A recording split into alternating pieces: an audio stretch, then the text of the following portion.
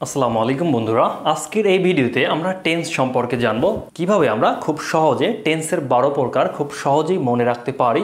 আজকের এই ভিডিওতে আমরা শিখব।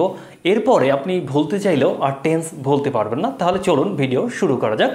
তারপরে আমরা প্রথমে দেখি প্রেজেন্ট ইনডিফিনিটের গঠন কি বা স্ট্রাকচার কি। আমরা যদি দেখি যেমন অবজেক্ট, এটা হলো প্রেজেন্ট টেন্সের ক্ষেত্রে প্রেজেন্ট ইনডিফিনিট। এরপরে যদি আমরা দেখি যে পাস্ট ইনডিফিনিটের ক্ষেত্রে কি। পাস্ট ইনডিফিনিটের হলো একদম খুব সহজ, আপনি এটা মনে রাখতে পারলেই হবে। যেমন subject plus V2 plus object. দেখুন কত সিম্পল, কিন্তু আজকে আমরা এই পদ্ধতিতে শিখব যাতে করে আমরা পরবর্তীতে টেন্স নিয়ে আর কোনো সমস্যা পড়তে না হয়। তাহলে চলুন।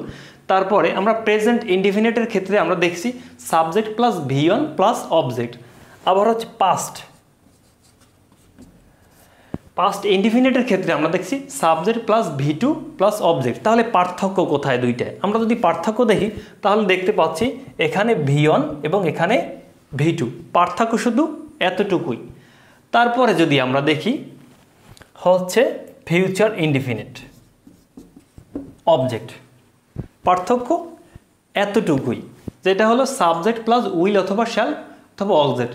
আমরা জানি প্রেজেন্ট ইনডিফিনিটের ক্ষেত্রে সাবজেক্ট প্লাস V1 প্লাস হলো অবজেক্ট। আবার পাস্ট ইনডিফিনিটের ক্ষেত্রে কি হচ্ছে subject plus V2, subject plus V2 plus হলো অবজেক্ট। একদম সিম্পল। যদি আমরা প্রেজেন্ট ইনডিফিনিটের ক্ষেত্রে একটা উদাহরণ দেখি, যেমন হি goes to school, he goes to school।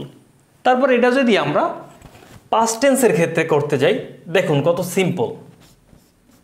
হি গোজ, এটা হচ্ছে যে মেইন ভার্ব মানে V1। তারপর যদি আমরা এটা V2 তে নিই, গোজের বা গোয়ের পাস্ট ফর্ম হচ্ছে went, he went to school, he went to school. একদম সহজ। তারপরে যদি আমরা দেখি প্রেজেন্ট কন্টিনিউয়াস টেন্স কীভাবে আমরা বুঝবো, আবার পাস্ট কন্টিনিউয়াস টেন্স কীভাবে বুঝবো।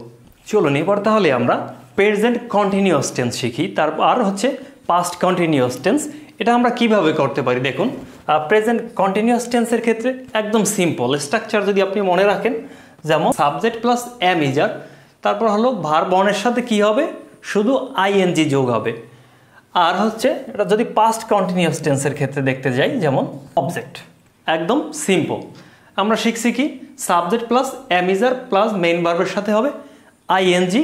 আবার সাবজেক্ট পাস্ট কন্টিনিউয়াস টেন্সের ক্ষেত্রে subject plus was wire plus main ভার্বের সাথে আইএনজি। যেমন আমরা বলতে পারি আই অ্যাম কামিং। উদাহরণ হিসেবে যদি আমরা দেখি, যেমন আই অ্যাম কামিং, আমি আসতেছি, এটা হলো প্রেজেন্ট কন্টিনিউয়াস টেন্সের উদাহরণ।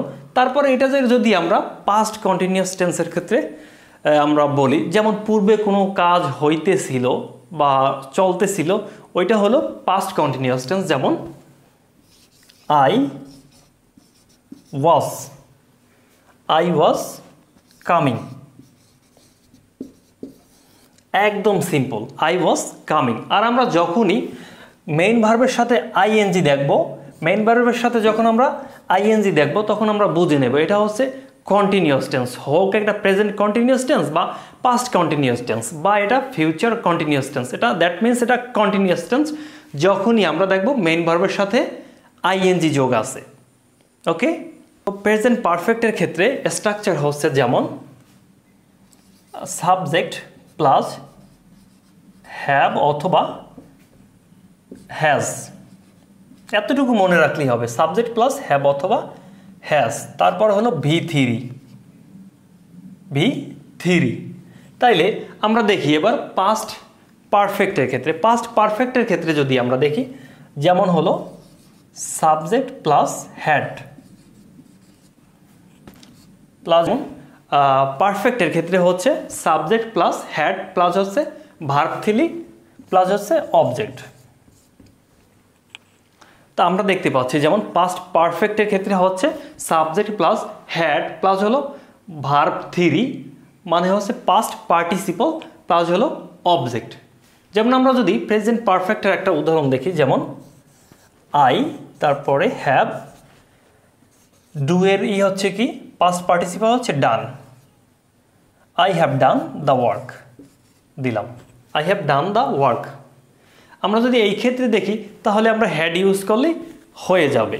তো বন্ধুরা, টেন্সের পরবর্তী পার্টের জন্য অবশ্যই চ্যানেলটি সাবস্ক্রাইব করে পাশে থাকুন। ধন্যবাদ সবাইকে।